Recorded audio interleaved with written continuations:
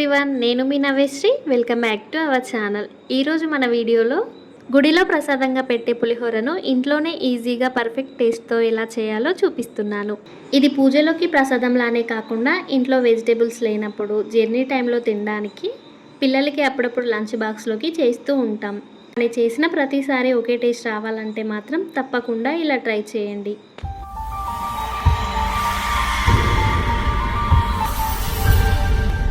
ఈ కమ్మని పులిహోరను చేయడానికి ముందుగా కుక్కర్ని తీసుకొని అందులోకి 1 గ్లాస్ వరకు రైస్ని వేసుకోవాలి.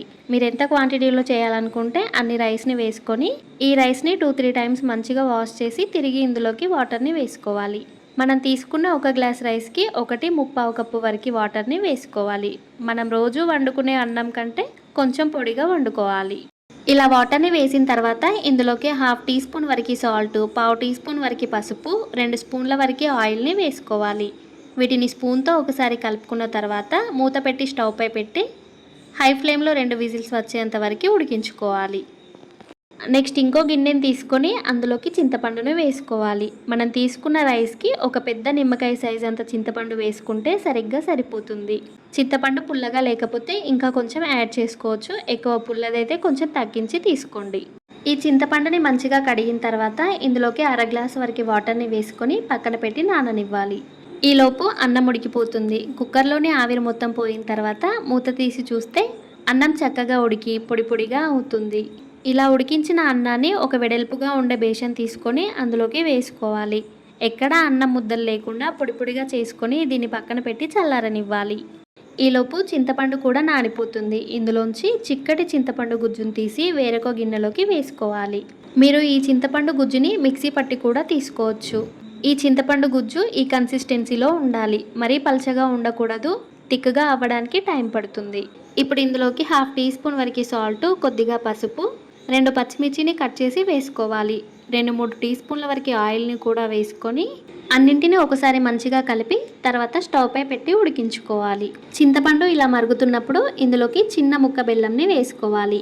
ఇదే సీక్రెట్ ఇంగ్రీడియంట్. ఇలా బెల్లం ముక్కని వేయడం వల్ల పులిహోర ఎక్కువ పుల్లగా అవ్వకుండా అన్ని టేస్టులు మంచిగా తెలుస్తాయి. అలా అని ఎక్కువగా వేసుకోకూడదు. ఇలా చింతపండు థిక్గా అయ్యి జామ్ కన్సిస్టెన్సీలోకి వచ్చిన తర్వాత స్టవ్ ఆఫ్ చేసి పక్కన పెట్టాలి.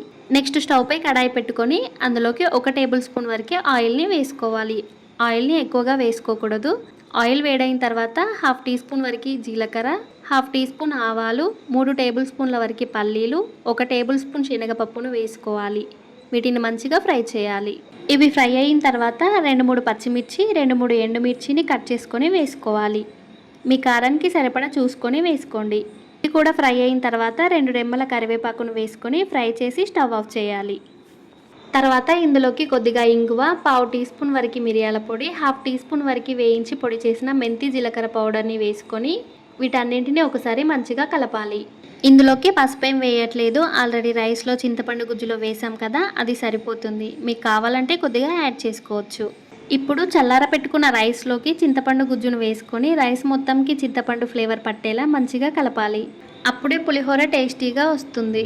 ఇలా కలిపిన తర్వాత ఫ్రై చేసుకున్న పల్లీలు, శనగపప్పును కూడా ఇందులోకి వేసుకొని పోపు మొత్తం అన్నంలో కలిసేలాగా కలుపుకోవాలి.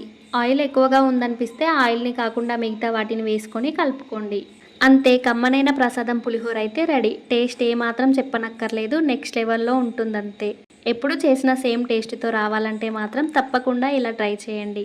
ఒక్కొక్కరు ఒకలా చేస్తారు. మరి నేను చేసిన ఈ పులిహోర రెసిపీ ఎలా ఉందో కామెంట్ చేయండి. వీడియో నచ్చితే do like, share and subscribe to our channel. Thank you for watching.